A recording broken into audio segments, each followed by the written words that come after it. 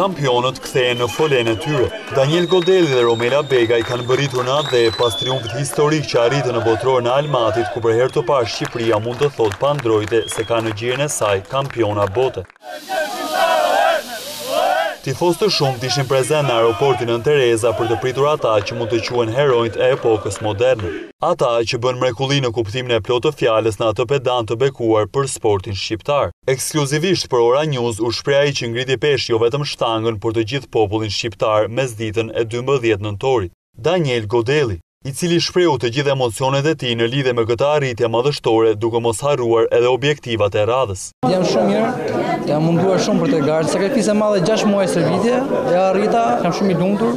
Shpresoj që gara tjera të jenë më mirë. Tentova një rekord bote që nuk ja dola dot, po gara tjetër shpresoj se mund ta bëj. E ndjeja vërtet sepse gjatë stërvitjes isha ndjeja vetëm shumë në formë si gara tjera, kështu që isha në formë plot.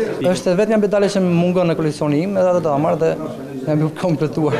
Më pas ishte radhe një tjetër mbretëreshe të sportit të peshngritjes të fliste për mrekullinë e Kazakistanit. Romela Begaj tregoi të gjitha ndjesitë e saj duke i dërguar një mesazh edhe organeve kompetente në lidhje me atë çka këta sportistë duhet të përfitojnë financiarisht në të ardhmen. Kënaqësi shumë e madhe, është nder për kombin ton shqiptar, për gjithë shqiptarët që ndodhen në botë. Është një arritje shumë e madhe dhe jam krenare që kam ngretë kremurin shqiptar. Të marrësh një medalje në Rio de Janeiro duhet të jetë një shtet ditor mbas një sportisti ose dy sportistë që janë elitar. Megjithatë, kam besim që do bëhet diçka për sportin dhe do kemi mbështetje për të arritur për të marrë një medalje në Olimpike, por nuk mund ta them që do e marrim. Shpresoj që ky revolucion të bëhet me fakte dhe këto fakte do tregojnë tani me këto medalje që kanë ardhur në Shqipëri. Në pritjen më së të merituar që u rezervua kampionëve, nuk kishte si të mungonte Ministre e Arsimit dhe Sportit Lindita Nikolla, e cila në një konferencë për shtyp të organizuar enkas për këtë rast, shprehu të gjithë mirënjohjen e saj. Unë ju falenderoj nga zemra për kulem pafundësisht mirënjohëse ndaj dy kampionëve të botës. Danieli dhe Romela treguan se pasioni për sportin dhe ëndra për suksesin është realitet.